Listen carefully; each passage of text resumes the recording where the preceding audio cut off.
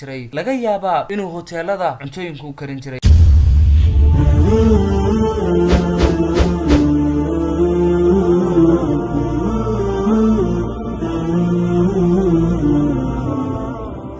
السلام عليكم وعلي خضاب. أذيك قيمها وشقدادا وحرفدادا ووحتركاغا. عمر بن الخطاب رضي الله عنه وحاولي هي وحن أركيا قفل لن يرأه ويعجبيي ما شاء الله قروح يهيبت أيولي هي كديب وحن ويدين يا حرفد ملاي هي شق ملاي هي هدي اللي يقولها مشاقيو وحاو كتر سي هي والد كيس سقط من عيني أكتيد وأكدعا يعني أكتيد وأكيرادا سيداس دراديد فيري دادك نولاشا هرمارك جاري فيري دادك ميلاها سرق جاري لغا يابا إنو مخايدها ويلاشو دق جري لغا يابا إنو هوتيلادا عنتوينكو كرين جري لغا يابا إنو ترق إيبن جري لكن فيري ما انت ماشي أي تاقينهين فيري ما انت ماشي أي جوغان. عمر بن الخطاب رضي الله عنه وحو صاق لي بساجدك وحو أركي داليرو ميد كتاب أيو هيستا ميد لوح أيو وحكا أخرينيا mid wax ayuu qoriyaa kadib waxa uu dhahay yaa way kuwan waxa lagu dhahay waa ubaad waxay u go'een cibaado oo kaliya yaa qudiya reer Madiina.